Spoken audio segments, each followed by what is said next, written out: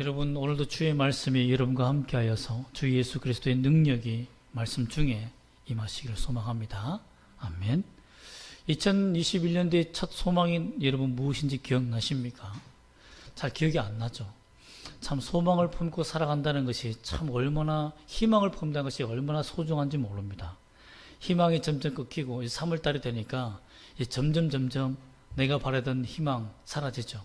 뭐 다이어트를 하겠다, 일찌감치 포기한 지 오래고, 그저 운동을 하겠다, 이제는 다리가 퉁퉁 부어가는 이런 일만 생기는데요. 한 노처녀가 교회에서 크게 통성으로 한 3년 동안 기도해온 제목이 뭐냐면, 하나님, 내게 소망이 있습니다. 내게 좋은 남자를 주세요. 잘생기고요, 키는 180이 넘어야 되고요. 우리 중에 180 넘는 사람이 있기 때문에 참 다행이지만 그리고 돈도 많고요, 좀 잘생겼으면 좋겠어요 라고 기도를 3년 동안 했는데 하나님이 고난을 주셨습니다. 응답이 일치 없었습니다. 아무리 크게 울부짖어도. 그래서 목사님이 그 기도를 너무 크게 하니까 그 자매에 가서, 자매님, 기도는 자기 자신을 중심으로 하면 잘 응답이 안 되니까 타인을 위한 기도를 좀 많이 하시면 좀 응답이 되지 않을까요? 라고 하니까, 목사님, 그걸 몰랐네요 하며 타인을 위해서 기도하기 시작했습니다. 하나님, 제발 저희 부모님에게 좋은 사위를 주시옵소서. 잘생긴 사위를 주시옵소서. 돈이 많고 180이 넘는 좋은 사위를 주시옵소서. 이렇게 소망을 품고 기도했다고 합니다. 여러분, 참 우리 인간은 그래요. 쉽게 자기가 가지고 있는 이 소망을 쉽게 못 내려놓습니다. 자기 욕심을, 욕망을. 그것 때문에 고난당하는지 잘 몰라요. 인간의 욕심이 얼마나 큰지 성경에서도 나타납니다. 오늘 그 욕심 때문에 그들이 주님 앞에서 참된 고난의 의미가 무엇인지, 왜 우리가 고난당하는지, 또 진짜 고난의 의미가 무엇인지를 주님이 알려주고 있습니다. 그 비밀을 발견해 가시는 여러분 되시기를 주의 이름으로 소망합니다. 아멘. 오늘 어떤 일이 있었습니까? 큰 다툼이 있었어요. 21절, 24절 말씀 보면 그들 사이 중에 누가 크냐 하는 다툼이 있었다는 거죠. 누가 크냐? 키 얘기하니까 그렇지만 키가 크냐가 아니고 누가 지위가 높고 누가 믿음이 더 좋으냐라는 이 영적으로 크냐, 이런 세력 다툼이 있었다는 거예요. 12명 제자들이. 여러분, 왜 이런 일이 있었습니까? 그것은 바로 그 앞절에 있는 말씀 때문에 그랬습니다. 21절에서 23절 말씀 한번 읽어볼까요? 시작. 그러나 보라, 나를 파는 자의 손이 나와 함께 상위에 있도다. 인자는 이미 작정대로 가거니와 그를 파는 그 사람에게는 화가 있으려도 하시니 그들이 서로 묻되 우리 중에서 이 일을 행할 자가 누구일까 하더라. 잘 보세요. 어떤 말이냐면, 예수님께서 성만찬 하신 다음에 나는 내 작정대로 간다. 그런데 누군가 나를 판다라는 거예요. 결국은 그 사람은 화를 당한다. 이 말은 뭐죠? 예수님께서 목적하시는 것이, 제자들은 어떤 생각이냐면, 하나님께서 이 나라를 점령하고 왕이 되시는 일에 작정대로 갈 것이며, 거기에 반대하고 배반한 사람들은 지금 나타날 것인데 그들은 멸망할 것이다. 그러면 주님의 나라가 속히 올 것이야 라는 이런 기대감과 소망이 생긴 거예요. 헛된 꿈이 생긴 거죠. 주님은 그 목적이 아닌데. 그러니 사람들이 이거 누가 우리 중에 팔까 얘기하다가 나는 팔지 않을 거야 라고 서로 얘기했겠죠.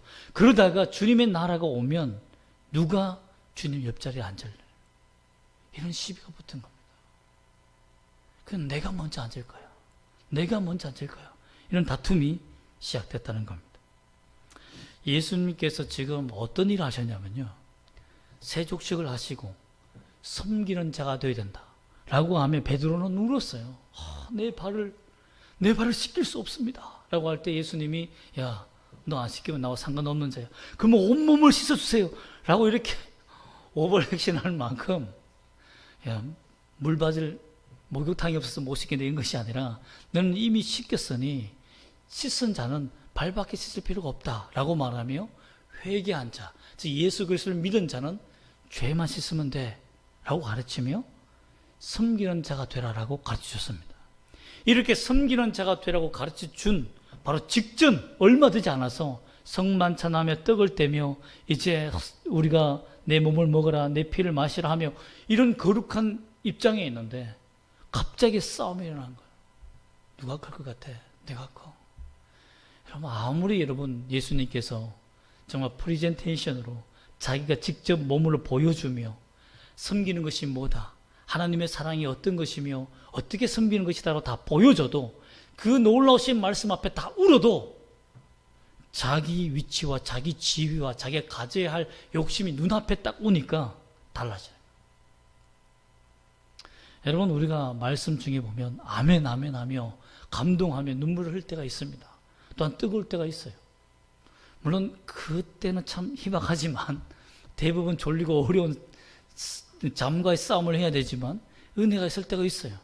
그러나 그것이 진실한 나의 고백이 되는지는 우리가 당해봐야 합니다. 일을 당해봐야 알아요. 막상 내 눈앞에 이익이 보이니까 제자들이 서로가 싸움을 한 겁니다. 사실 베드로는 그랬겠죠. 내가 교회 반석이야. 예수님이 내 신앙 고백 위에 교회를 세운다고 해서 내가 제일 큰 자리에 앉아야지. 나는 절대 주님 부인하지 않아. 나는 주님 떠나지 않아. 나는 주님을 위해서 최고의 영광과 복을 받았지 하며 자랑했을 겁니다. 안드레는 형님 왜 그러십니까? 제가 형님을 전도했지 않습니까? 전도한 사람이 전도상이 더 크지 않겠어요? 라고 하며 또 어석댔을 것입니다. 가룟 유다는 그랬겠죠. 너희가 정치를 알아? 너희가 이 나라가 하나님 나라가 도래했을 때 너희가 정치를 할 줄 아냐? 네 무식한 너희들이 어떻게 정치를 해? 나 같은 사람이 주님을 도와서 옆자리에서 보좌해야지. 서로 싸우고 난리 났겠죠. 여러분 이 모든 그들의 욕심과 다툼을 한 번에 하나님께서 날려버린 일이 무엇입니까? 그것이 바로 질책으로부터 시작됩니다. 그것이 바로 25절과 26절입니다. 다시 한번 읽어볼까요? 시작. 예수께서 이르시되 이방인의 임금들은 그들을 주관하며 그 집권자들은 은이라 칭함을 받으나 너희는 그렇지 않을지니 너희 중에 큰 자는 젊은 자와 같고 다스리는 자는 섬기는 자와 같을지니라. 27절도 읽어보겠습니다.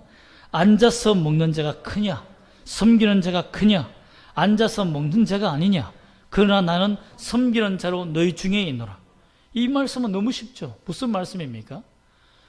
하나님의 나라는 왕이 오셔서 다스리는 나라가 아니다. 하나님의 나라는 왕이 오셔서 섬기는 나라다. 그리고 예수님은 내가 섬기려 와서 무엇을 준다고 했습니까? 수많은 죄인을 위해서 대속물로 내 생명을 주는 것으로 섬긴다고 되었습니다. 즉 하나님의 나라의 섬김은 내 생명을 다른 형제에게 주는 것이다라는 겁니다. 그만큼 나의 자리는 없다는 거예요. 앉아서 먹는 자가 크죠. 식탁에 앉아 있으면 손님들에게 대접하는 그 서빙하는 그 사람이 큽니까? 직원이 크겠습니까? 손님이 크겠습니까? 손님은 왕 아닙니까? 앉아서 먹는 사람이 왕이죠. 다 서서 대접하는 거 아닙니까? 그러나 그렇게 하는 것이 하나님 나라의 원이 아니다라는 거죠. 뜻이 아니다라는 겁니다. 하나님의 나라는 서로가 섬기는 곳이다. 그래서 어떤 신성종 목사님이 고인이 되셨지만 천국으로 가셨지만 그가 천국의 환상을 보니까 큰 식탁이 있는데 젓가락이 전부 다 어떻게 해요? 한 1m 되는 젓가락이 다 있다는 거죠. 그 젓가락으로 자기가 먹으려니까 먹을 수가 없으니까 상대 입에 다 이게 먹여줘야만 먹을 수 있다는 그런 것을 보고는 진짜 천국답다. 하나님의 아이디어는 정말 놀랍다. 라고 했다고 하더라고요.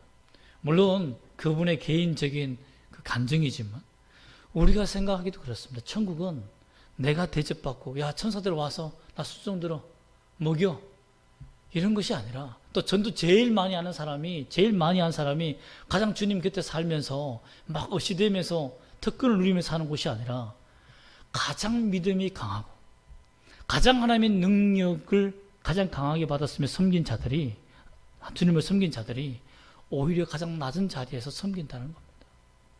여러분 이것이 하나님의 천국의 모습입니다. 주님께서 그걸 보여주신 거예요. 책망하신 겁니다. 너희가 어떻게 이 나라의 역사를 따라서 똑같은 지위와 직분을 가지고 살려고 하느냐.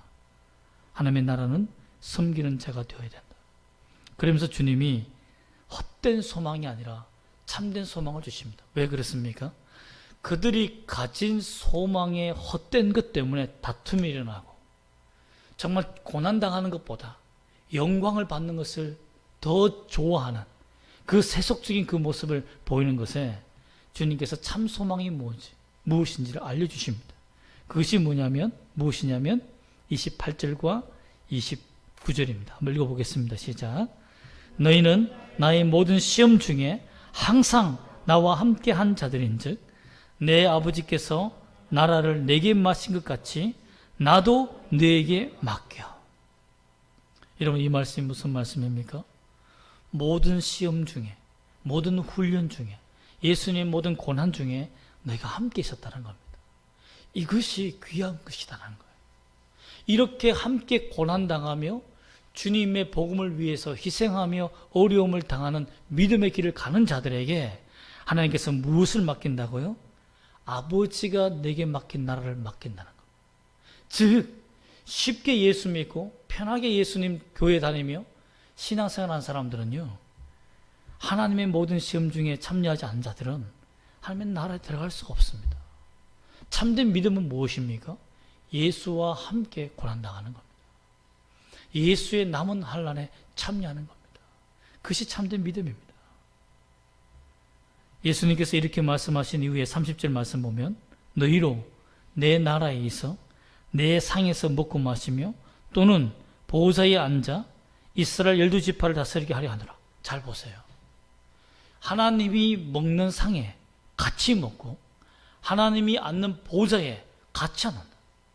그래서 에베소서에 보면 하나님 우편에, 즉 성부 하나님 우편에 예수님이 앉아 계시는데 그 의자의 묘사가 뭐냐면 예수님이 보좌 우편에 앉아 계시는데 우리도 그 예수님과 함께 큰 아들 되신 예수님과 함께 같이 그 자리에 앉아 있다. 즉 쉽게 말하면 긴 벤치예요. 끝이 없는 벤치죠.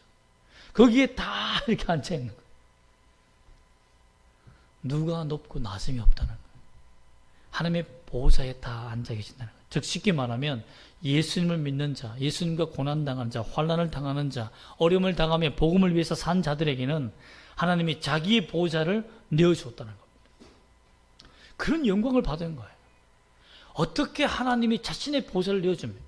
여러분, 수많은 그리스의 지금 이 당시에 수많은 신들 다 자기 보좌가 있습니다. 그 보좌에 다 경배하며 절하며 다스리는 자들입니다. 수많은 바리새인들과 또한 철학자들도 그 긴 옷을 입고 다니며 다 존경받고 경배받는 자들이었습니다. 그런데 예수님이 하신 일은 뭡니까? 진짜 천국은 예수와 함께 고난당하며 예수와 함께 환난당하며 섬기는 자가 되어야 된다. 아버지가 자신의 나라를 내게 물려준 것처럼 나도 너에게 물려준다. 이 말은 뭡니까? 너희도 영광을 물려줄 줄 아는 사람이 되어야 된다. 이 말이에요. 모든 영광을 내게, 이것이 아니라 모든 영광을 주께 돌리고 주님이 우리에게 돌려주면 우리도 다른 사람을 위해서 영광을 돌려주는 삶이 되어야 된다. 여러분, 주님이 얼마나 화가 났으면 참된 소망까지 천국에 있을 일까지 보여주시겠습니까? 그리고 결정타를 하나 날립니다. 정말 욕심과 욕망으로 고난당하는 그들에게 주시는 마지막 백신과 같은 일을 주시는데요. 그것이 뭐냐면 지목하여 그들의 죄를 알려주는 겁니다. 가까운 미래에 일어날 일들을 하늘의 비밀을 열어주는 거예요. 보여주는 거예요. 잠깐 너희가 어떤 존재인지를 잠깐 보여주는 겁니다. 그게 뭡니까? 31절 말씀부터 한번 읽어볼까요? 31절부터 32절 말씀까지 시작. 시몬아 시몬아 보라 사탄이 너희를 밀가부르듯 하려고 요구하였으나 그러나 내가 너를 위하여 내 믿음이 떨어지지 않기를 기도하였으니 너는 돌이킨 후에 내 형제를 굳게 하라. 여기 오면 참 이상한 말씀이 있습니다. 시몬아 시몬아, 베드로를 물었잖아요. 그러면 너를 밀가부르듯이 해야 되잖아요. 그런데 뭐라고 말하죠? 갑자기 예수님이 시몬아 시몬아 한 다음에 예수님이 동시에 다 말하는 거예요. 너희를 밀가부르듯이. 누가? 사탄이 너희를 공격한다는 거예요. 왜 우리가 고난당하고 우리 욕심에 쓰러지고 넘어지느냐? 우리 혼자 가만히 내버려두지 않은 존재가 있다는 겁니다. 사탄이 있다는 거예요. 우리 마음의 욕망을 알고 계속해서 단물을 쏟아 부어주며 십자가의 길을 가지 못하도록 막는 존재가 살아있다는 겁니다. 그 사탄이 역사한다는 거예요. 그런데 여기 보면 기가 막힌 것이 있습니다. 시몬 베드로를 불러놓은 다음에 모든 제자가 다 사탄이 밀가부르듯이 너희를 괴롭힌다는 거죠. 덫에 빠뜨리게 한다는 거죠. 근데 재밌는 것은 뭐냐면 너는 돌이킨 후에라는 말입니다. 이 말이 뭡니까? 베드로가 죄를 범했다는 거예요. 우리는 이렇게 기도합니다. 하나님, 내가 유혹에 빠지지 않고 시험에 들지 않고 사탄이 나로 하여금 죄를 범하게 하여서 넘어지지 않게 해달라고 내 자유의지를 묶어달라고 기도합니다. 근데 주님의 기도를 보면 특이합니다. 너가 죄를 범하지 않도록 내가 하겠다 이 말이 아니에요. 너가 죄를 범하느냐 범하지 않는 것은 너의 자유의지의 선택이라는 겁니다. 하나님이 내 자유의지까지는 막지 않으세요. 하나님 주의 성령이 내게 임하셔서 내 의지를 막아주셔서 아닙니다. 그 의지는 하나님이 주신 독특한 성부 하나님 주신 은혜이기 때문에 특권이기 때문에 아무도 막지 않는다는 겁니다. 아담과 하와가 선악과를 먹을 때 주님이 안 말리셨듯이 자유의지는 선택이에요. 자기 의지입니다. 자기 특권이에요. 하나님 주신 은혜입니다. 그러나 이 선택이 내가 불순종이냐 순종이냐 것은 내가 하는 것이라는 거예요. 결국 믿음에 떨어져서 모두가 다 주님을 부인하며 멀어져 가는 일들은 주님은 막지 않으셨습니다. 여러분, 이것을 보면 우리가 정신을 차려야 됩니다. 내가 예수 그리스도를 믿지만 반드시 주님이 나를 지켜줌으로 죄에 빠지지 않게 하신다. 아닙니다. 죄의 자리에 가면 죄에 빠집니다. 죄의 장면을 보면 죄를 짓게 되어 있습니다. 그게 우리예요. 여러분, 우리 자신을 객관적으로 보세요. 그런 존재 아닙니까? 가장 위험한 말이 뭡니까? 나는 그런 사람이 아니에요. 나는 이런 짓을 할 사람이 아니에요. 그 말이 가장 큰 교만입니다.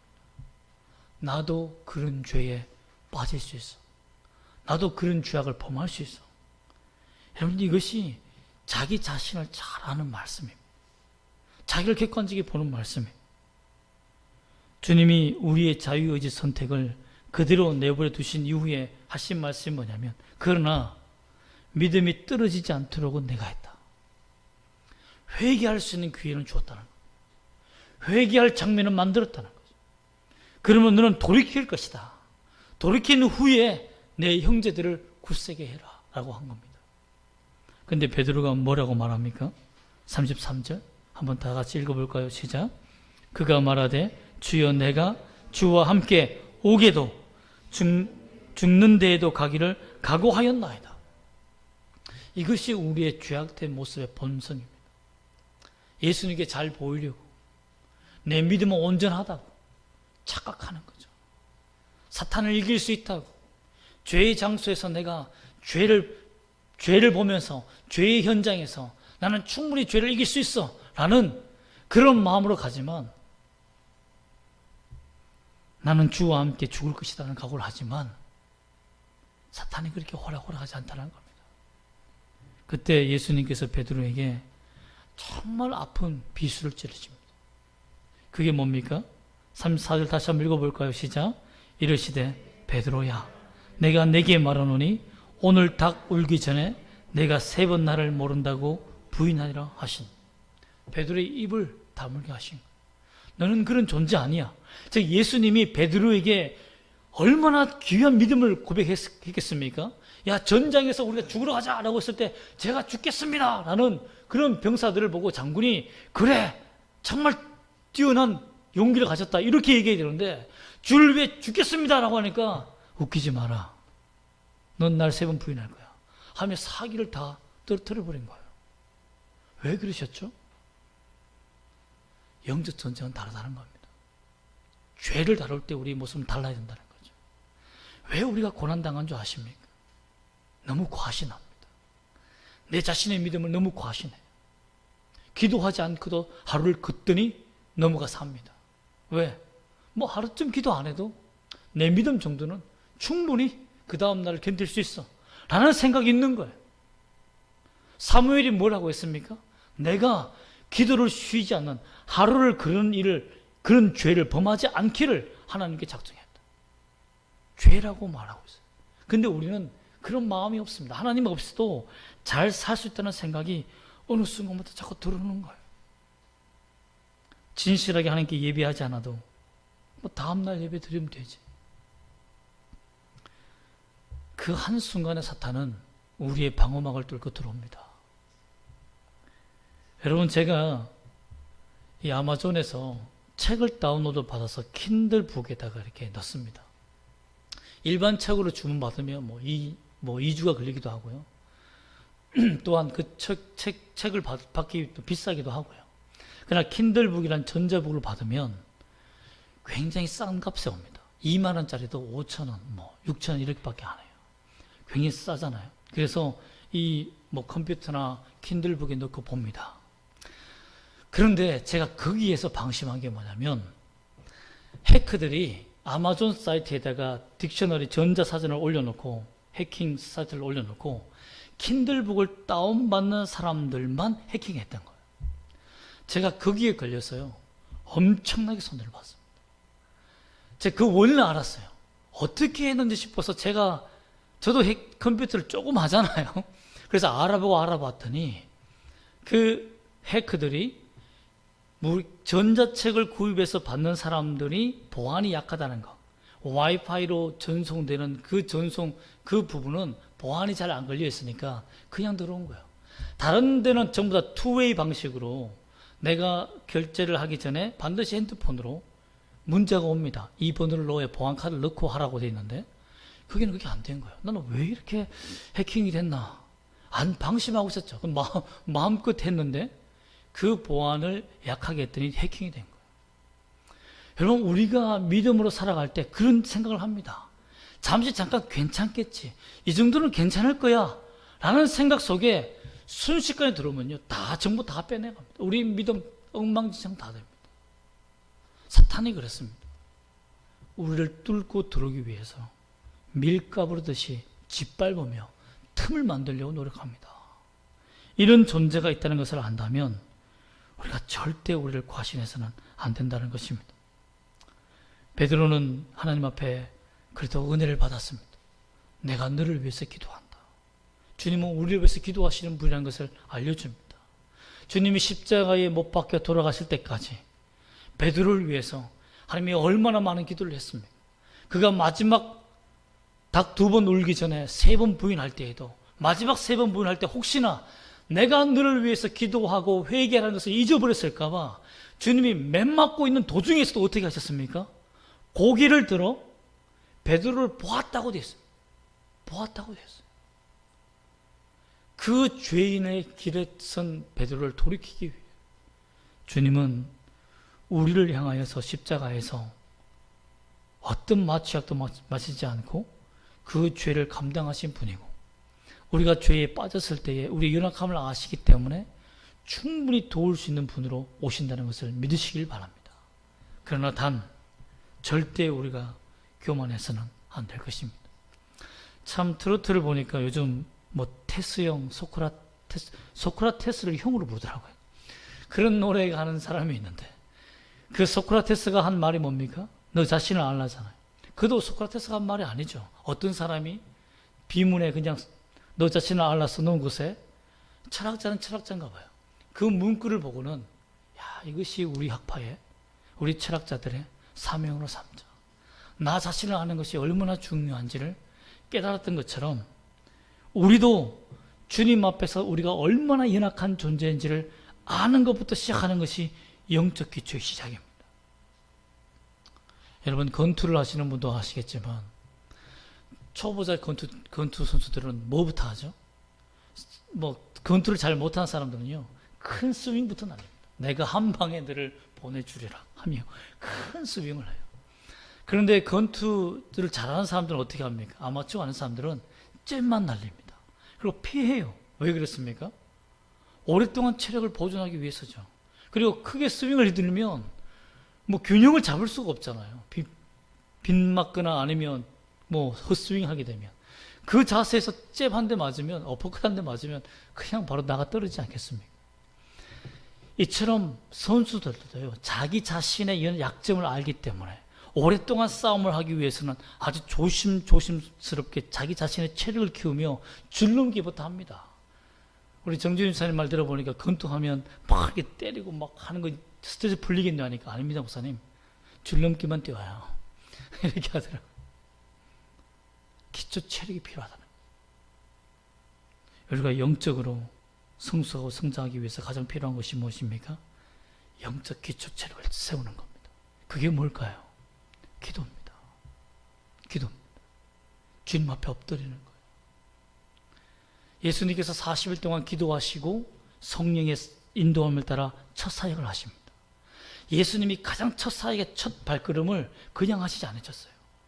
그분도 하나님이시지만 40일 동안 금식하며 기도하는 영적인 기초 체력을 키우는 일에 최선을 다했던 것입니다.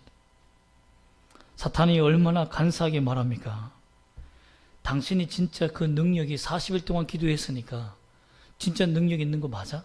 한번 확인해봐. 성령으로 그렇게 40일 동안 기도했으면 그러면 능력이 있어야 될 거 아니야?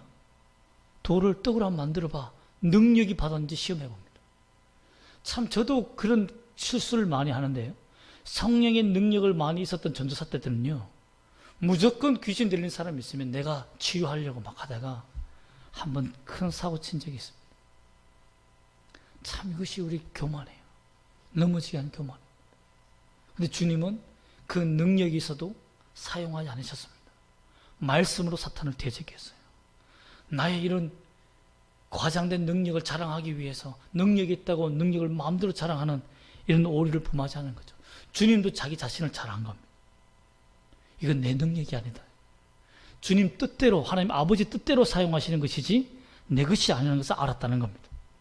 두 번째도 마찬가지입니다. 당신이 그러면 진짜 메시아라면, 하나님 말씀대로 나를 공격했으니까 진짜 메시아라면 뛰어내려봐. 성전 꼭대기에서 메시아임을 증명하는 말씀, 천사들이 발을 받쳐줄 거 아니에요.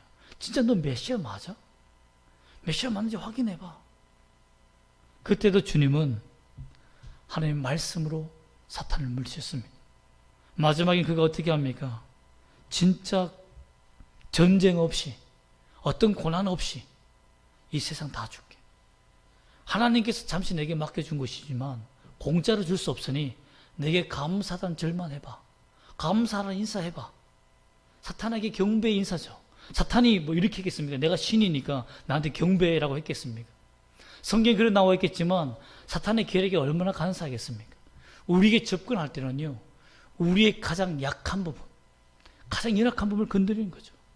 그때도 주님은 능력을 발휘하지 않았습니다. 그냥 사탄아 물러가라고 하고 하나님만 섬기라고 했을 뿐입니다. 이게 영적 기초예요.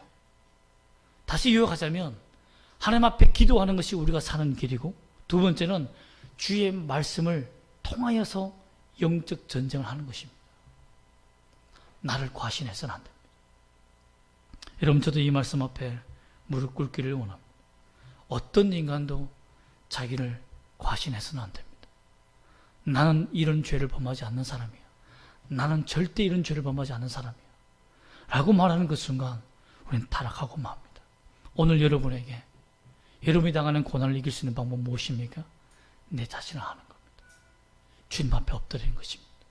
주의 말씀으로 정확하게 내 자신을 어떤 부분까지 내가 이룰 수 있는 말씀이고, 내가 주의 말씀을 어떻게 따라가야 될지를 말씀으로 깨닫는 여러분 되시기를 주 예수 이름으로 선포합니다. 아멘. 기도하겠습니다.